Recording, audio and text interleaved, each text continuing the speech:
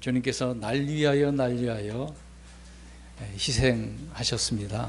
누가 감히 날 위해서 저 십자가에서 대신 죽는 희생을 할 수가 있겠습니까? 그 누가 할 수 없기 때문에 하나님이신 우리 예수님께서 이 땅에 오셔서 친히 자신을 희생하신 것이죠.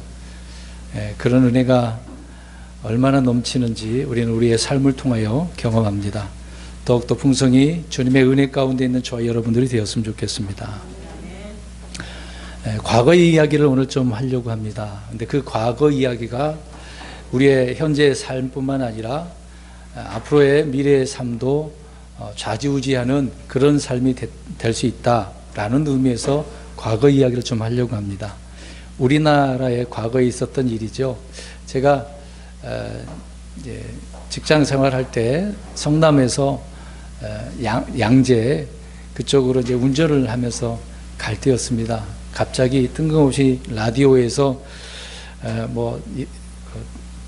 큰 대교, 성산대교죠. 다리가 무너졌다고 그 뉴스를 접했었습니다. 우리가 다 알고 있는 성산대교, 성수대교, 제가 잘못 말했습니다. 성수대교 무너졌을 때 얼마나 놀랐습니까?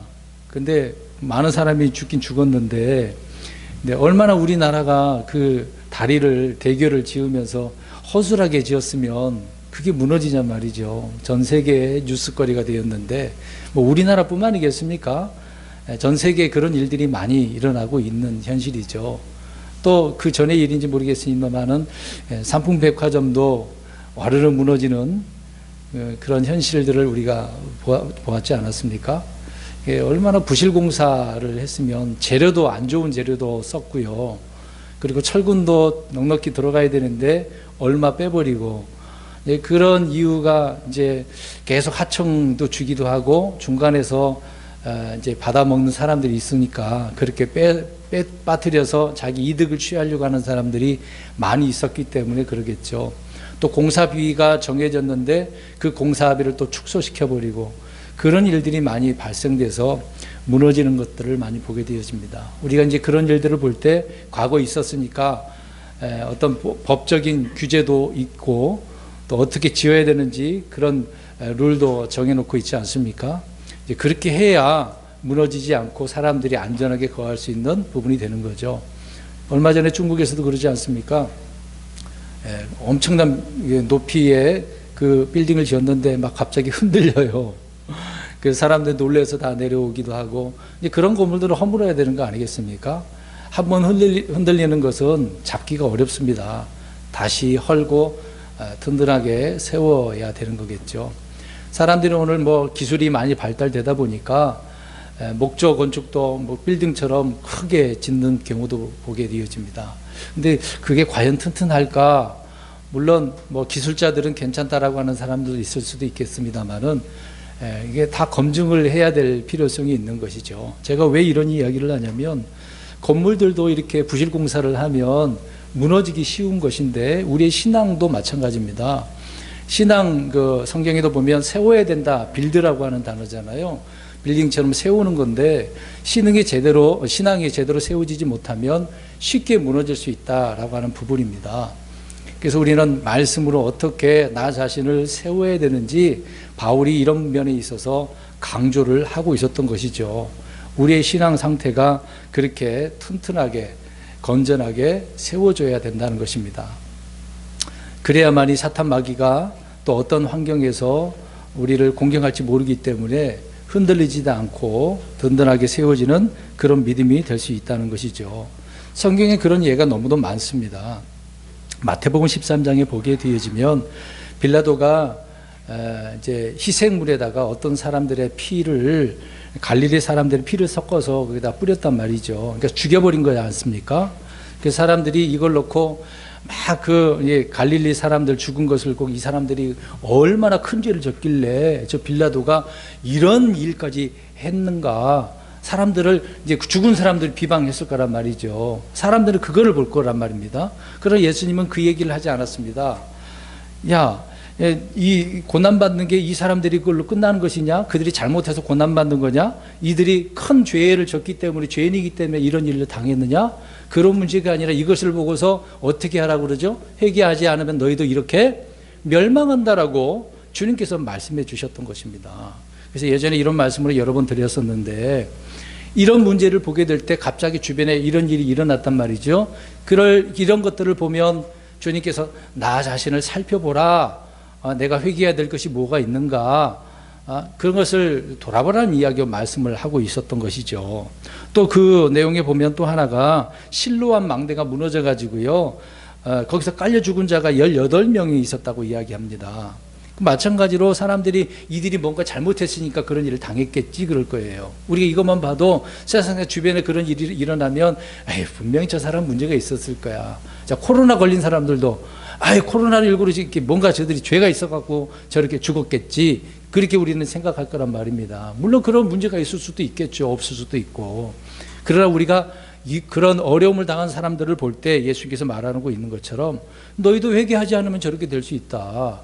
이렇게 우리는 우리의 환경과 우리가 눈으로 보는 것들을 통해서, 듣는 것을 통해서 그렇게 나 자신을 판단하고 돌이켜야 된다는 것이죠. 앞에 빌딩 무너진 것도 말씀드렸습니다만은 왜 그렇게 무너졌겠습니까? 잘못했으니까요. 부실공사가 있었으니까, 잘못된 그 재료들을 썼으니까 그럴 거 아니에요. 우리 신앙도 그러지 않겠습니까? 제대로 된 말씀을 통해서 우리가 양육을 받고 세워줘야 되는데, 그러지 않은 것을 통해서 쉽게 무너지지 않습니까? 부실공사가 된 거죠. 그래서 사람들이, 그리스도인들이 항상 넘어지는 경우가 많고, 또 그런 일들을 주변에서 보면은 돌이켜야 되는데 그러지 않는다는 것이죠. 그러면 그 다음 대비책을 우리가 세우지 못한다는 겁니다. 그래서 지난 시간인가요? 지지난 시간인가요? 소 잃고 외양간 고치는 이런 일들이 우리 주변에 많이 드러나고 있기 때문에 우리는 미리 대비를 해서 내 중요한 재산을 지켜야 되지 않겠습니까? 내 중요한 내 믿음을 지켜내야 되는데 다 잃고 나서 그때서야 후회하면 무슨 소용이 있겠냐 말입니다. 오늘도 이렇게 말씀드리는 이유는 우리가 올 한 해 또 돌아보면서 내년에 또 뭔가 대비해야 되는지 않는가, 그래서 이런 말씀을 오늘도 이렇게 드리고 있는 것입니다. 과거에 창세기 6장에 노아의 때 노아 홍수 있지 않습니까? 그 당시에 육체가 된 자들을 하나님께서 다 멸하시기 위해 코로 숨쉬는 것들은 다 죽이셨던 거죠. 저 악한 무리들이 이 땅에 내려와서 사람의 딸들을, 하나님의 천사들이라고 하잖아요. 이건 좋은 천사들이 아닙니다. 아무튼 이들이 문제를 일으켰기 때문에 하나님은 멸하셨다라고 하는 것을 보게 되어집니다. 그것만 봐도 조심해야 될 필요성이 있는 거 아닙니까? 그래서 예수님이 노아의 때, 또 소돔과 고모라 때에 그 일을 언급하셨던 것이죠. 또 성경의 사사기서 1장에 보게 되어지면 유다 지파가 먼저 올라가서 저 블레셋 그 주변 가나안 땅을 점령하게 되어지는데, 아도니 베색이 있습니다. 아도니 베색이라는 왕이 있었는데, 그가 과거의 왕들을 잡아다가 후손들도 마찬가지로 엄지손가락과 엄지발가락을 잘라버렸단 말이죠. 그래놓고 막 그들을 조롱하고 비방을 했어요. 근데 유다 지파가 이 왕을, 그 땅을 점령을 해가지고 아도니 베색의 엄지손가락과 발가락을 잘라버렸습니다. 이제 그걸로 끝나는 거, 자기가 그렇게 했으니까 고백을 하죠. 그 내용에 보면 내가 과거에 그렇게 했더니 하나님께서 내게 갚으셨다라고 고백을 하고 죽습니다. 그 사람도 나중에 그제서야 돼서 정신 차리고 하나님께서 갚으셨구나. 얼마나 잘못된 자기 자신을 그제서야 돌아봤으니 참 얼마나 불쌍합니까? 미리 자기가 깨달았으면 올바른 왕으로서의 그런 삶을 살았겠죠. 그러나 그러지 않았다는 것을 알 수 있습니다. 그러니까 늦게 그렇게 후회하면 뭐 하겠냐 말입니다. 미리미리 그것을 깨달았다고 한다면 바른 삶을 살았지 않겠는가. 이렇게 그런 말씀들을 오늘 이 시간 이렇게 드리고 있는 겁니다. 그래서 오늘 그런 맥락 속에서 오늘 예레미야서를 보니까 26장에 보니까 하나님께서 예레미야를 통해서 이스라엘 백성들에게 뭔가 예언의 말씀으로 선포하고 있단 말이죠. 너희들이 실로같이 된다라고 말하고 있습니다. 도대체 실로에서 어떤 일이 벌어졌길래 하나님께서 실로같이 된다라고 이야기를 하고 있을까요? 그래서 오늘 이 부분을 놓고 제목을 정했습니다. 우리 다 같이 한번 제목을 읽어볼까요? 말해볼까요? 시작. 역사를 통해 배우지 못하면 실로같이 된다. 예, 앞에서 말씀드린 여러 가지 것들을 또 오늘 말씀을 통해서 보면 배우지 못하면 실로같이 된다. 도대체 그러면 실로에서 무슨 일이 벌어졌는가? 오늘 예레미야 26장 1절부터 9절을 읽었는데 6절을 먼저 한번 보십시오. 눈으로 보시기 바랍니다. 내가 이 집을 실로같이 되게 하고 이 도시를 땅의 모든 민족들에게 저주거리가 되게 하리라. 자, 이 말씀을 전하라고 했으니까 예레미야가 전했단 말이죠. 자, 이 집, 지금 그 당시의 집은 어디를 말하고 있냐면 예루살렘 말합니다. 예루살렘 성전을 이야기하고 있는 거죠. 예, 솔로몬이 지은 정말 화려한 아름다운 엄청난 그런 집을 말하고 있습니다. 그러니까 솔로몬이 얼마나 아름답게 지어놨습니까? 막 반할 정도죠. 누가 봐도 막 소리가 우와 나올 정도로 그렇게 지어놨는데 실로같이 되게 한다. 아니 그렇게 화려한 성전을 실로같이 되게 한다? 자, 이 부분을 좀 이따 보고요. 또 이 도시를 그 남유다 예루살렘 도시를 말하고 있는 거죠. 땅의 모든 민족들에게 저주거리가 되게 하리라. 이 도시가 하나님 앞에 바로 서지 못하니까 저주거리가 되고, 그러니까 주변 민족들이 이스라엘 백성들이 멸망해서 포로로 잡혀갔을 때요 다 조롱했습니다. 그 내용이 예레미야 뒤에 이제 나옵니다. 그래서 유대인들을 조롱했기 때문에 그들을 나름대로 하나님은 심판하시겠습니다만은 아무튼 그들의 잘못으로 이런 일을 당할 때 너희들이 저주거리가 된다. 그런 말씀을 전했던 것이죠. 그러니까 백성들이 이 이야기를 듣고 9절에 이야기를 하고 있습니다. 뭐라고요? 어찌하여 내가 주의 이름으로 대언하여 이르되 이 집이 실로같이 되고 이 도시가 황폐하게 되어 거주민이 없으리라 하느냐 하며 온 백성이 주의 집에 모여 예레미야를 대적하니라. 그러니까 자기들에게 좋은 말을 안 했다는 얘기예요. 주의 이름으로 대언을 하려면 좋은 말을 하지, 과거에 실로같이 되게 한다? 이 도시가 이렇게 망하게 된다? 이러면 나쁜 놈이네. 그래서 모두가 달려가가지고 예레미야를 대적했다라고 이야기를 하고 있습니다. 근데 사실요, 예루살렘의 유대인들은 예레미야가 선포한 주의 말씀을 충분히 알고 있었습니다. 알고 있는 내용이에요. 실로같이 되게 한다라고 하는 것을 모르는 사람이 없습니다. 과거의 실로가 어떤 일이 벌어졌는지 모르는 사람이 없단 말이에요. 이 집이 실로같이 되고 이렇게 하는 이런 말을 유대인들은 다 알고 있었기 때문에, 그래서 예레미야가 선포한 이 말씀이 이해가 안 되고 예레미야를 죽이려고 하는 것이죠. 여러분, 실로는 역사적으로 그들의 아픈 상처가 있습니다. 그들에게 아주 중요한 부분이 거기 실로에 있었기 때문에, 앞에서 26장 6절을 말씀드린 것처럼 이 집을 실로같이, 그 집이 지금 어디라고 그랬습니까? 현재 이때 집이요? 예루살렘 성전을 집이라고 이야기를 하고 있는 겁니다. 그러면 과거의 성전이 어디에 있었던 거예요? 그 당시에는 이제 성막인데 어디에 있었습니까? 실로, 장소가 달라요. 위치가 다른 곳입니다. 그러면 그곳에 주의 집이 있었는데 그 주의 집에 있는 그 실로, 그 집이 어떻게 됐다는 이야기예요. 오늘 내용 보면은 선포한 내용이 어떻게 됐다는 얘기예요. 과거의 실로가 황폐하게 됐다. 거주민이 그 실로에 없게 됐다. 그렇게 이야기를 하고 있는 겁니다. 그러니까 좋은 거예요, 안 좋은 거예요? 안 좋은 거예요. 그러니까 백성들이 들을 때는 기분 나쁘네. 지금 뭐 과거 그런 거 필요 없고 지금 우리는 예루살렘에 있는 솔로몬이 지은 성전 그거면 되는데 뭐 과거 일필이 그게 무슨 소용이야? 이제 그렇게 생각을 하고 있는 거예요. 굳이 과거의 아픔까지 들추어서 우리에게 말할 필요가 뭐 있어? 그 얘기를 하고 있는 거죠. 과거에 아팠던 그 실로, 기분 나쁘네? 우리에게 왜 또 상처를 주는 거야? 과거의 상처를 왜 들추어 주는 거야? 이렇게 나오게 되어지는 거죠. 여러분, 이 문제를 우리가 이해하려면 실로라고 하는 단어를 찾아보면 알 수 있습니다. 실로. 세 가지 의미를 말하고 있습니다. 첫 번째로는요, 실로라고 하는 것은 팔레스타인에 있는 그 땅 지명 이름이에요. 지명 이름. 과거에 거기에 성막이 있었는데, 성막이 다른 곳에 있다가 길갈이 있었는데 그곳에 있던 성막을 실로에다가 옮겨놨습니다. 여호수아 때요. 여호수아 18장에 나옵니다. 그곳에다가 성막을 지어놓고 많은 사람들이 그곳에 가서 주님을 섬겼어요. 희생물을 드렸습니다.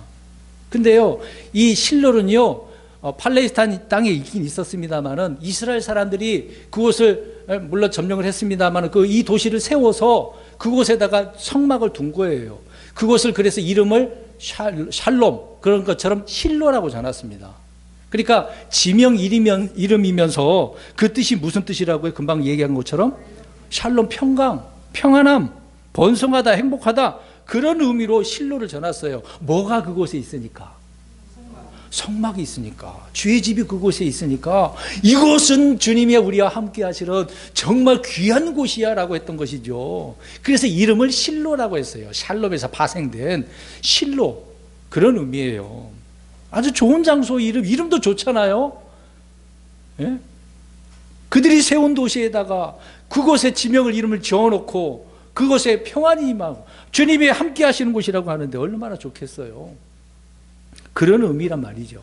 또 하나는 세 번째로 창세기 49장에 가서 보시면 야곱이요 앞으로 오게 될 그 메시아에 대한 예언을 합니다.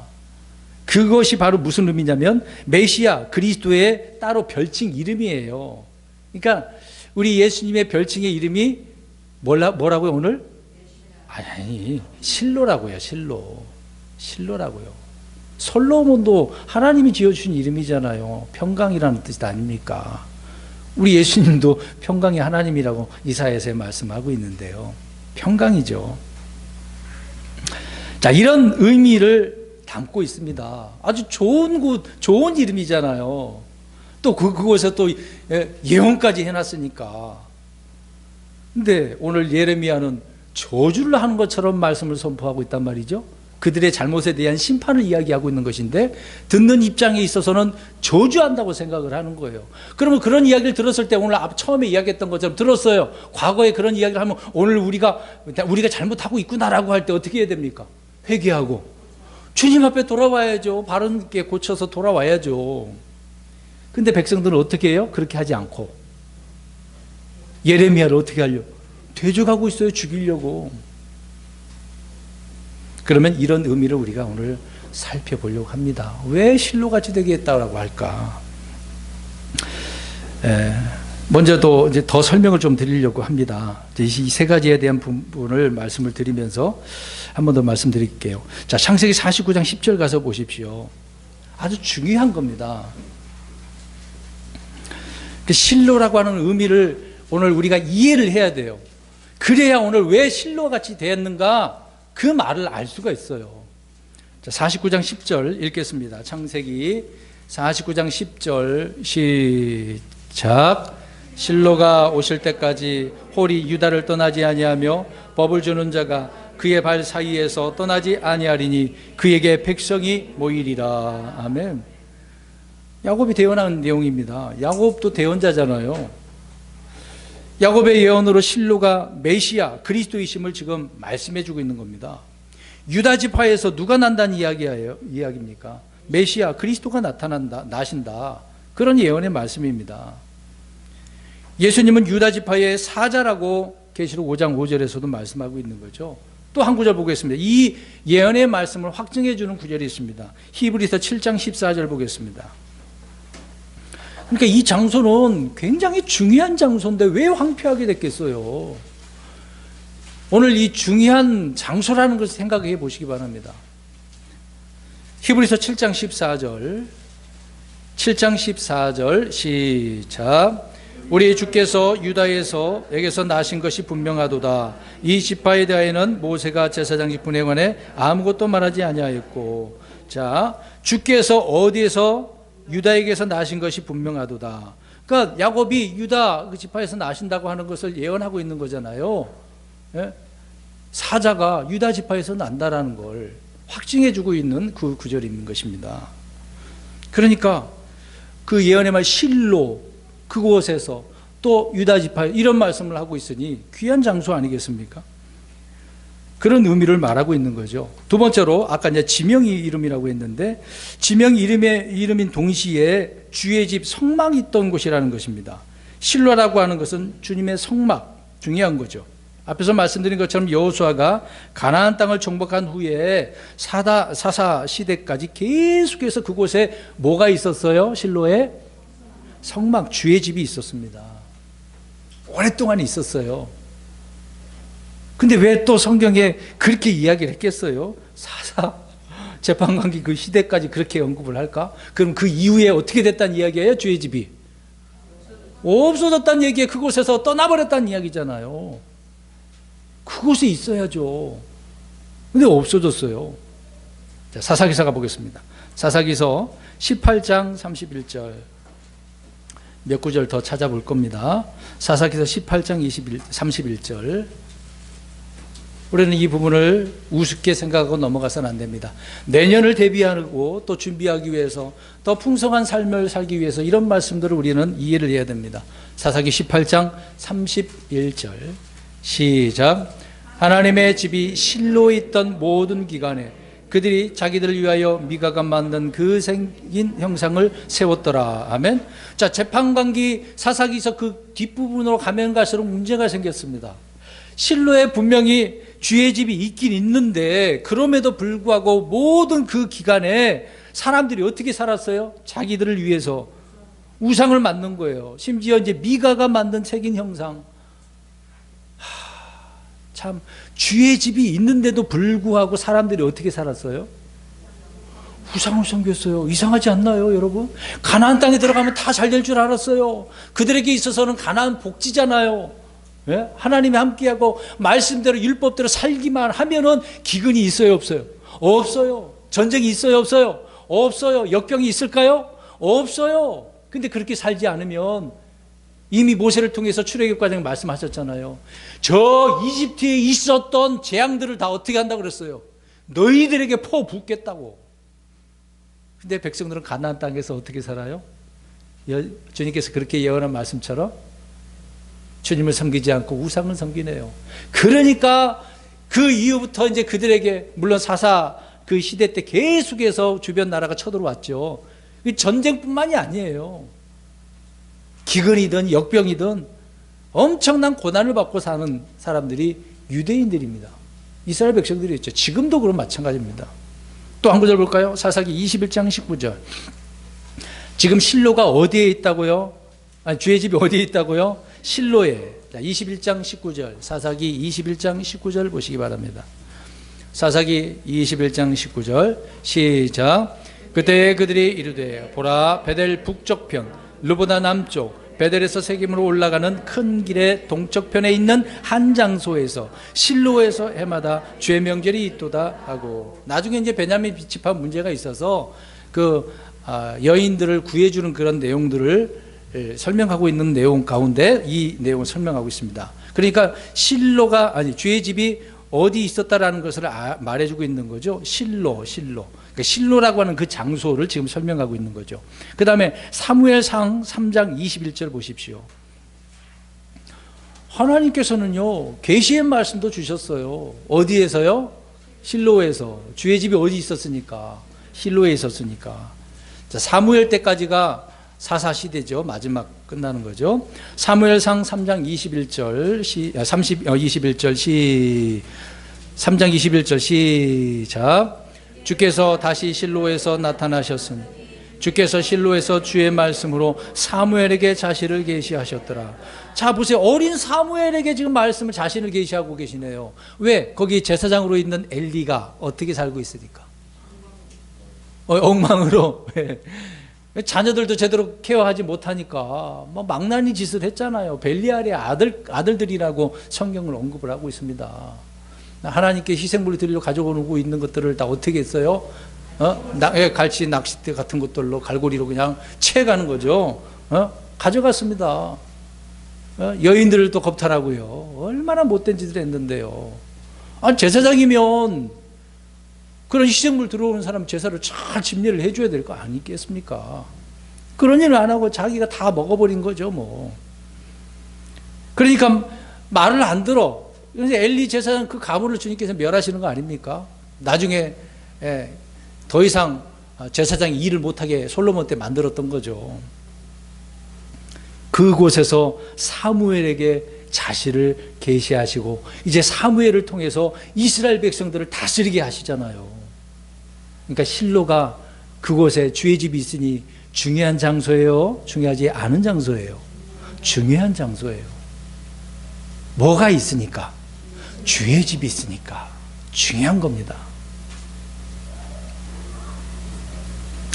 오늘 본문의 대언자 예레미야는 주께서 이스라엘을 실로같이 되게 하겠다라고 이렇게 말씀을 전했습니다. 말씀드린 것처럼 유다나 이스라엘 사람들은 실로란 도시가 어떻게 되었는지 다 알아요. 아주 중요한 장소였는데, 자, 그러면 설명드립니다. 엘리 제사장 때 문제가 된 거죠. 그때 법궤가 어떻게 됐습니까? 전쟁에서 나갈 때에 뭘 들고 나가요? 법궤. 왜? 법궤를 들고 나가야 어떻게 하니까? 승리하니까. 그건 알고 있어. 그건 알고 있으니까 들고 나가요. 근데 하나님은 그렇게 한다고 해서 꼭 승리를 보장해 주지는 않습니다. 근데 사람들은 그렇게 생각하지 않았겠죠? 이스라엘 모든 백성들과 엘리 제사장들은, 두 아들들은 어떻게 해요? 들고 나가면 될 거라고 생각을 한 거예요. 무슨 소용이 있겠습니까? 하나님이 함께하지 않으면 아무 의미가 없는 거죠. 그래서 아무튼 블레셋과 싸우기 위해서 들고 나갔는데, 언약궤를 들고 나갔는데 어떻게 해버렸어요? 전쟁에서 일단 먼저 패하고, 그들에게 아주 중요한 뭘 빼앗깁니까? 법궤, 언약궤를 빼앗겨 버렸어요. 그러니까 그들의 전리품이 된 거예요. 아니, 감히 저 이방 이교도 사람들이 하나님의 법궤를, 어떻게 이스라엘 입장에서는 있을 수 없는 일이지 않습니까? 그 법궤를 나중에 전쟁에서 승리해서 어디다 갖다 놔야 되는데요?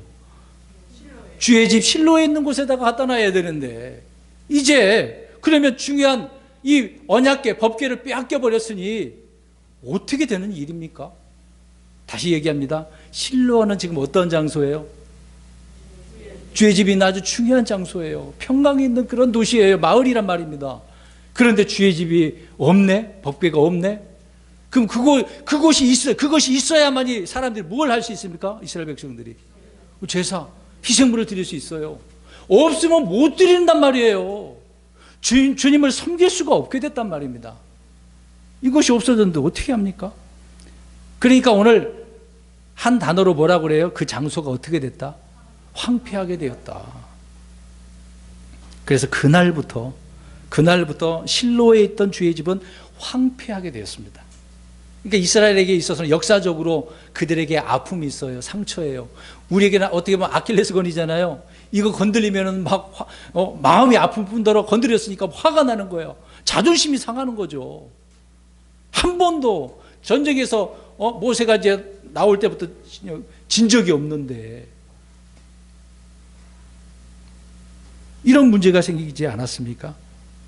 그러니까 이제 주의 언약궤가 없는 집은 더 이상 주의 집이 아니란 말입니다. 만들어 놓으면 뭐 하겠어요? 언약궤가 없는데. 그러니까 주의 집이 없다라고 하는 것은 주님이 거기 계셔야 안 계셔요? 주님의 영광이 계셔야 안 계셔요? 안 계셔요. 그게 이제 쉐카이나라고 합니다. 쉐카이나, 영광이 떠났다라고 하는 의미예요. 영광이 떠났으니까 없는 겁니다. 주님이 함께하지 않는 거죠. 그러니까 주의 법궤가 없으니까 사람들이 그곳으로 갈 일이 있어요, 없어요? 없어요. 보세요. 집도 이게 언약궤도 없으니까 사람들도 안 가. 그러니까 그 곳이 어떻게 된 거예요? 황폐하게 된 거예요. 황폐하게 되면 사람들이 없으면 뭐가 주로 자라죠? 제일 먼저 자라는 게 풀, 잡초. 없으니까 엉망진창인 거죠. 관리가 안 되는 거죠. 그럼 보겠습니다. 그것뿐만이겠습니까? 언약궤가 이제 빼앗겼어요. 이제 빼앗겼으면 다시 와야 되잖아요. 예루살렘 도시로 가져오는 데는 얼마나 걸렸겠어요? 얼마나 걸렸겠습니까? 자그마치 100년 4개월 걸렸습니다. 100년하고도 4개월. 블레셋에서 7개월 만에 언약궤는 기럇 여아림으로 아미다다의 집으로 갔잖아요. 그 다음에 사무엘의 전생에, 사울의 전생에 동안에도 계속해서 어디에요? 기럇 여아림에 있었습니다. 세월이 흘러서 다윗이 이것을 옮기려다가 어떻게 했어요?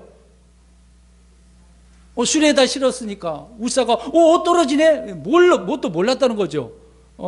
아미다의 아들이 받치다가 죽어버렸죠. 하나님의 법궤 떨어질 줄 알고 손으로 붙잡았더니 이 법궤는 누가 만져야 돼요? 제사장 그것도 그 앞자서 느리면 앉아야 되는 거. 어깨에 메고 옮겨야 되는데 다윗은 몰랐던 거죠. 그러니까 그 일로 예루살렘을 가져오지 못하고 오베데돔의 집에서 3개월 동안 거기에 있는 거죠. 그러니까 법궤가 그곳에 있으니까 기럇 여라임의 그 오미나담의 집에 있을 때 어때요? 하나님이 그에게 복을 주셨어요. 또 오베데돔 집에 있을 때도 그에게 3개월 동안 복이 임했습니다. 다시 얘기합니다. 그러니까 실로의 주의 집이 있을 때 어떤 거예요? 주님의 복이 은혜가 넘치는 거죠. 궁율이 넘치는 거죠. 근데 없었단 말이죠. 없었다가 빼앗겼다가 다시 아미다드의 집에 또 오베데돔의 집이 있으니까 그 집이 있는 곳은 어떻게 되는 거예요? 복이 많은 거예요. 막 은혜가 넘치는 거예요. 가만히 있어도 막 은혜가 넘치는 거예요. 그러니까 얼마나 그들에겐 중요한 것이겠습니까? 그러니까 다윗은 이것을 알고 있어. 그래서 가져오려고 해요. 어디로요? 예루살렘. 실로가 아니에요. 지금 실로를 완전히 황폐하게 됐습니다. 다시 그곳에다가 못 두고 있는 거죠. 가져와서 다윗은 어떻게 하려고 하는 거죠? 나중에 솔로몬을 통해서 자기가 지으려고 했던 건데 못 지잖아요. 하나님께서 솔로몬을 통해서 짓게 하시지 않습니까? 그럼 계속해서 지금 사람들이 뭘 못하고 있는 거죠? 제사, 희생물을 못 드리고 있는 겁니다. 그럼 그들의 죄도 용서받지 못하고 있는 거잖아요. 유월절도 못 지키고 세 가지 절기도 못 지키지 않습니까?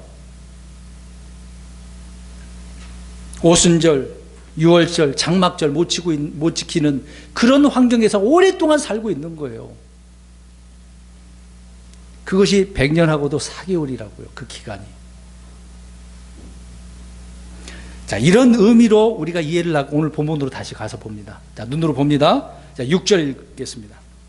자, 이런 내용을 알고 이 내용을 보면 어떤 내용인지 알아요. 다시 6절 시작. 내가 이 집을 실로같이 되게 하고 이 도시를 땅의 모든 민족들에게 저주거리가 되게 하리라. 하라. 과거에 있었던 실로같이 이 집을 예루살렘 그 도시에 있는 솔로몬 성전 주님의 집을 그렇게 만들어버리겠다. 황폐하게.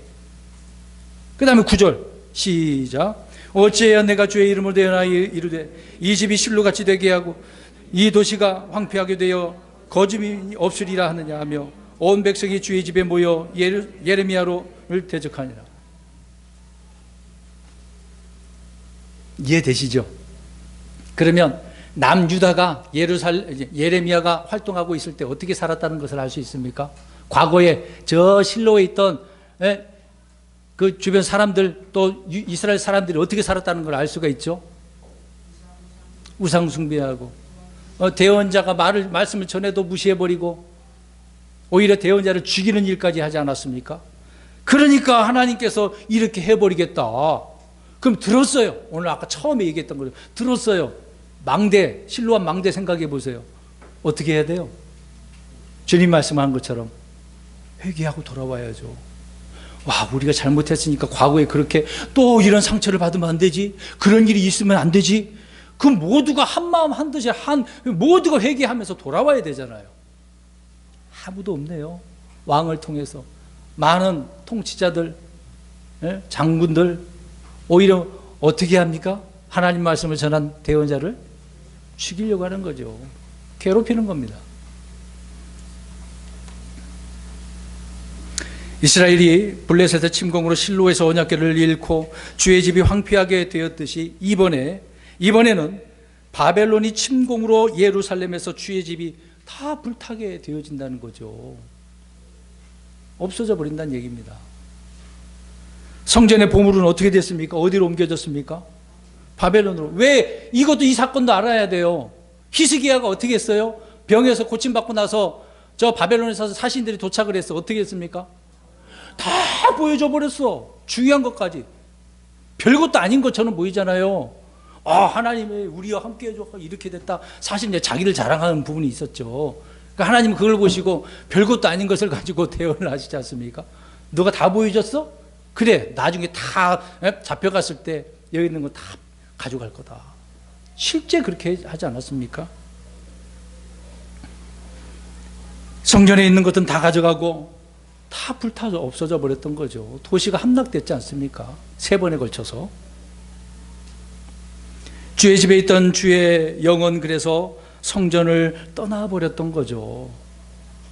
실로에서 그랬고, 이전에는 저 솔로몬 성전이 그렇게 됐으니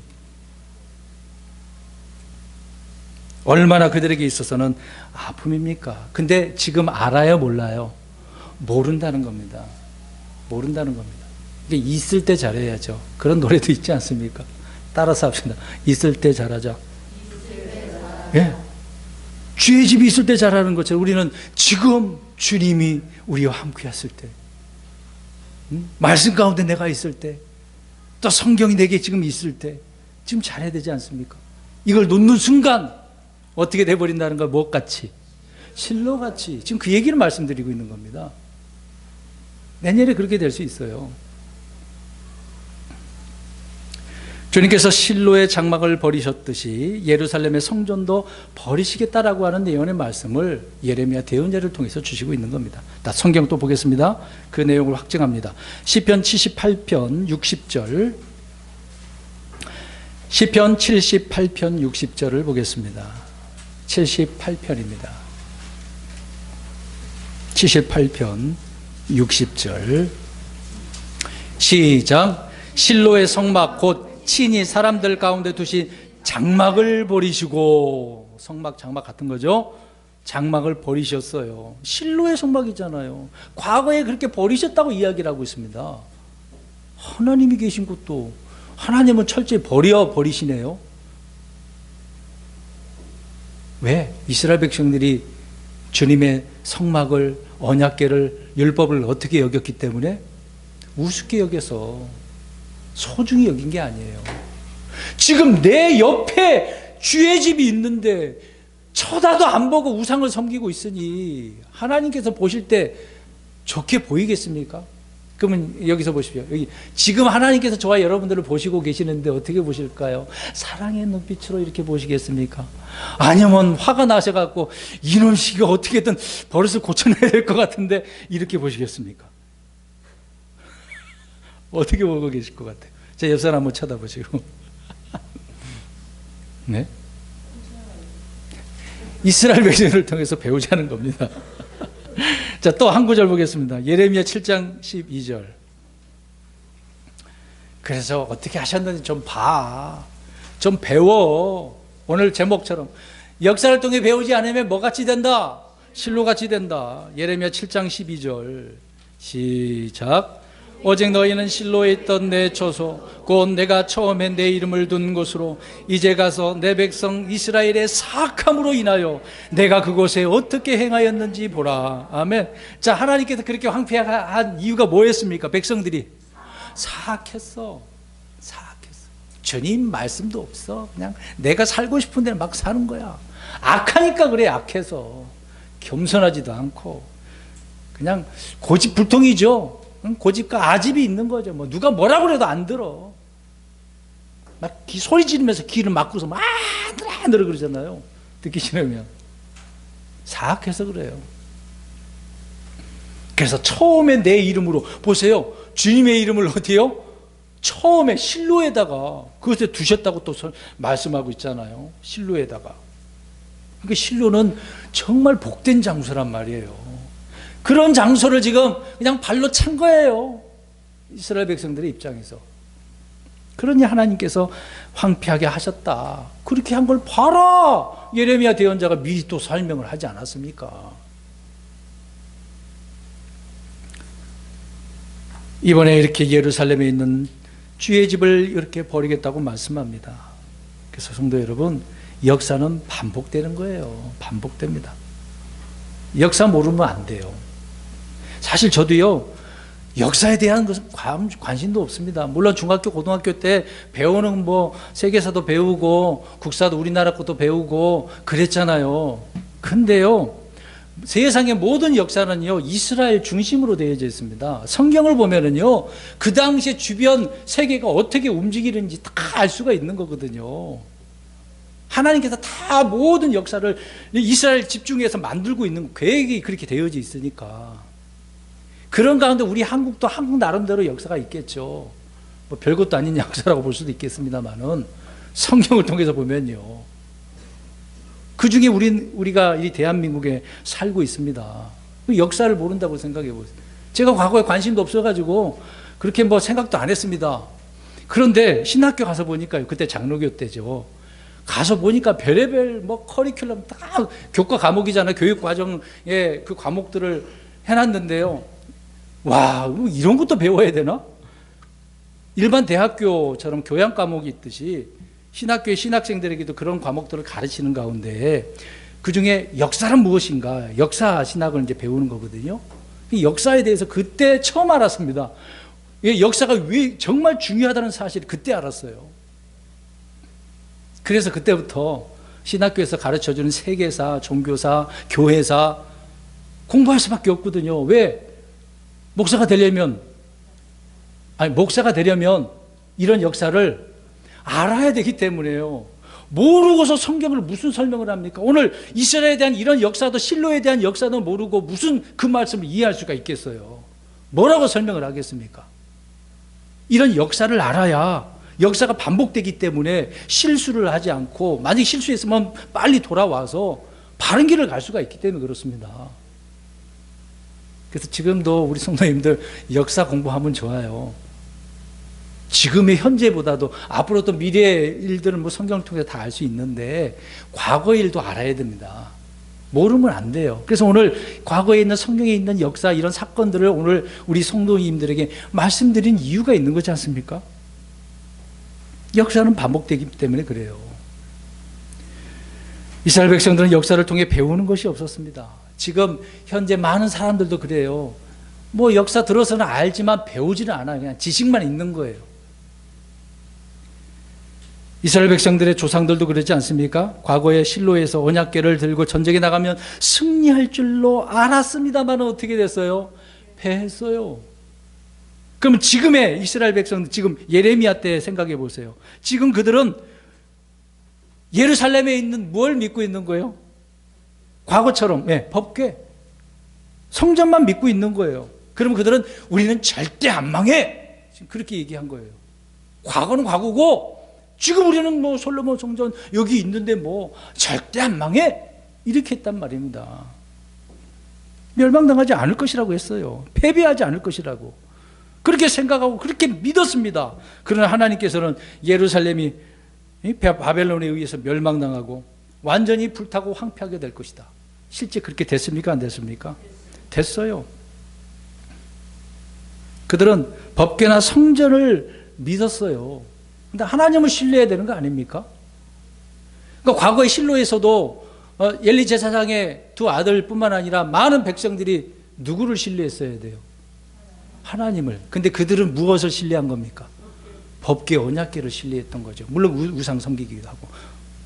그러니까 신뢰의 대상이 말씀, 주님이 아니고 엉뚱한 거에 있는 거예요. 그냥 어떤 도구죠. 하나님 심지어 법궤도 없애버리시는 분이신데 지금 법궤가 어디 있습니까? 없어졌어요? 이 땅에는 없죠. 어디 있어요? 저 하늘에 있습니다. 갖고 올라가셨어요, 하나님께서. 이 땅에 없습니다. 있어봤자 그것만 보니까 그것만 보는 거죠. 엉뚱한 게 있습니다. 눈에 보이지 않는 하나님, 그 하나님을 신뢰하라고 말씀하고 있는데 눈에 보이는 거, 지금 현재, 그러니까 지금 이 당시에 백성들은 야, 우리에게 성전이 있는데 뭘 황폐하게 돼? 지금 봐, 이거 있으니까 우리는 걱정 없어. 없애버리면 어떻게 할 건데? 자, 이 구절 확정합니다. 예레미야 7장 14절 가서 마지막 구절입니다. 예레미야 7장 14절 읽겠습니다. 여러분, 실로가 정말 중요한 장소인데 황폐하게 됐어요. 더 이상 그곳에 하나님이 안 계셔요. 이런 일을 답습하면 안 되는 거죠. 예레미야 7장 14절 시작. 그러므로 내가 실로에 행한 것 같이 내 이름으로 불리는 이 집, 곧 너희가 신뢰하는 이 집과 내가 너희와 너희 조상들에게 준 이곳에 행하겠고. 예루살렘에 있는 성전 그렇게 해버리겠다는 얘기예요. 실제 그렇게 됐습니다. 말씀대로 되었어요. 예루살렘도 이렇게 똑같이 되었으니 그러면 이제 사람이 없어졌어. 그러면 그곳에서 뭘 할 수 없어요? 또 제사 못 드리는 거, 절기도 못 지키고 뭐 못하는 거죠. 왜 이렇게 말 안 들어요? 과거를 통해서 좀 배우라. 그러니까 하나님은요, 이 역사를 주관하신 분이신데 자꾸 이 기형적인 사람들이 없으니까 되새기기 위해서, 상기시켜 주시기 위해서 대언자를 통해서 또 보내잖아요. 야, 과거에 그랬잖아. 정신 차려. 하나님이 그렇게 하신대. 빨리 회개하고 돌아오라니까. 근데 안 돌아오는 거죠. 왜? 눈에 보이는 그들이 신뢰하는 것이 있으니까. 하나님이 아니기 때문에. 그러니까 말씀대로 된 거죠. 자, 그러면 이제 결론적으로 오늘 제가 왜 이런 말씀 드렸겠습니까? 12월 달은 내년을 대비하기 위해서 이런 말씀 드렸는데, 저와 여러분에게 내년 2022년도에는요, 주님께서 어떻게 대해 주시기를 원하고 계십니까? 실로같이, 저 예루살렘, 과거의 예루살렘 같이 그렇게 대해 주시기를 원합니까? 처음에 실로에 주님의 이름이 있고 영광이 있고 그렇게 계속해서 유지되기를 원하고 계십니까? 아니면 완전히 황폐하게 되어서 내 삶이 더 힘들고 어렵고 고통 가운데 있고, 또 다른, 보세요, 코로나19가 지나가면 다른 게 또 더 큰 게 오면 어떻게 하겠습니까? 그럼 역병은 치료된다고 한다고 생각해 보면 그렇게 치고, 그럼 기근이 오면 어떻게 할 거예요? 이번에는 비가 안 내리면 어떻게 할 겁니까? 그것도 우리 이제 창세기에서 요셉 때 파로가 꿈꾸는 그 이야기를 했습니다마는, 기근이 몇 년 동안 있었죠? 7년. 1년은 버티겠죠. 저장해 놓은 거 2년도 버틸 수도 있어요. 저장만 잘해 놓으면. 그 7년 풍년에 7년 그 기근을 잘 견뎌냈지 않습니까? 그만큼 저장을 해놨으니까. 근데 저장해 놓은 것이 바닥이 난다고 생각해 보세요. 그 준비해 놓은 것이 요소수처럼 얼마 안 되나가지고 파동이 일어나가지고, 예? 그러면 어떻게 되겠습니까? 그럼 여기저기에서 무슨 일이 벌어질까요? LA 포통처럼. 막 사람들 막 난리 나죠. 있는 마트 다 털어갈걸요? 실제 그렇게 됩니다. 먼저 사재기부터 하겠죠. 갑자기 오랫동안 몇 개월 동안 그런 일이, 기근이 와보세요. 비가 안 내려보세요. 또 가지고 있는 거 다 점점 없어져 보세요. 그러면 가서 사재기 다 할 겁니다. 그럼 그것도 다 떨어지면 사람들 가만히 안 있습니다. 엄청난 일이 벌어집니다. 그러면 그것도 치고 해결된다고 생각해봐요. 무력으로 다 끝났어. 근데 전쟁이 일어나면 어떨까요? 지금 내년에 러시아가 우크라이나도 점령한다고 하더만요. 그럼 전 세계가 지금 난리 납니다. 전쟁이 일어나면 다 피해를 볼 수밖에 없습니다. 한국도 마찬가지예요. 그것이 확산돼 가지고 갑자기 나토, 연합국, 유엔 연합국 다 합친다고 생각해 보세요. 러시아 공산국가 합친다고 또 생각해 보세요. 그러다가 더 큰 전쟁이 일어나면 어려운 일이죠. 지금 미사일 쏴버릴 텐데요. 이렇게 드리는 말씀은 내년에 어떻게 주기를 바라요, 하나님께서? 중요한 주의 집, 지금은 우리에게는 말씀밖에 없는데, 주님밖에 없는데, 우리의 삶이 주님 앞에 너무도 부끄러운 행실 가운데 육신적인 그런 삶을 산다면 이렇게 될지 어떻게 하겠습니까? 개별적으로 그렇게 될 수도 있겠죠. 이스라엘은 전 민족 전체를 다루고 있습니다만은, 지금의 시대는요, 개별적인 것입니다. 나라 문제 상관없습니다. 다 개별적인 겁니다. 여기에서는 더 은혜가 넘치는 분들이 계실 수도 있고, 어떤 분들은 더 황폐하게 되어서 고통 가운데 있는 분들이 생길 수도 있습니다. 그러면 이런 일이 벌어지지 않기 위해서 역사를 통해서 어떻게 해야 됩니까? 배워야죠. 배우는 사람은, 말씀 가운데 다 자신을 깨닫는 사람은요, 내년이 화려해요. 아름다워요. 행복해요. 어떤 일이 와도 상관없어요. 기뻐요. 감사할 일이 너무도 많게 되어지는 것입니다. 저는 그래서 미리 이렇게 말씀을 드리는 거예요. 미리 준비하면요, 정말 기쁜 거예요. 걱정할 것이 없다니까요. 이스라엘처럼 행함으로, 그들처럼 그렇게 행함으로 집이 황폐한 상태가 되시겠습니까? 아니면 또 과거를 답습하지 않고 지금이라도 잘못된 행실을 우리 고친다면 다행인데, 그렇지 않으면 주의 궁율도 없고 고난에 있는 그런 새해, 그런 2022년도를 맞이하겠습니까? 여러분, 역사는 반복됩니다. 사람들이 배우지 못해서 실로처럼 된다는 사실을 믿지 못하고 받아들이지 않는다는 겁니다. 오늘날 많은 그리스도인들이 여기에 있어요. 말씀을 멀리 하는데 그러면 주님께서 어떻게 도와주시겠냐고요. 말씀을 통해서 우리에게 지혜 주시고 힘이 나게 하시고 이겨내게 하시고 모든 것을 견디게 하시고 승리케 하시는 건데 그 말씀을 그냥 놔버리면 어떻게 되냐고요. 내년에 어떻게 하시겠습니까? 지금 2년 겪었는데 3년 차에 또 접어들어서 코로나19 경험하고 또 끝날 것 같은데 또 다른 게 오면 괴롭죠. 미리 대비하시면 괜찮습니다. 아무튼 성경에 나오는 믿음의 또 사람들을 통해서 역사를 통해서 잘 배워서 2020년도가 정말 다른 사람은 어찌는 모르겠습니다. 여기 계신 우리 성도님들 모든 가족들은 정말 주님의 은혜가 넘치고 행복하고 군길이 넘치는 그런 새해가 되어지기를 주의 이름으로 축원합니다. 아멘.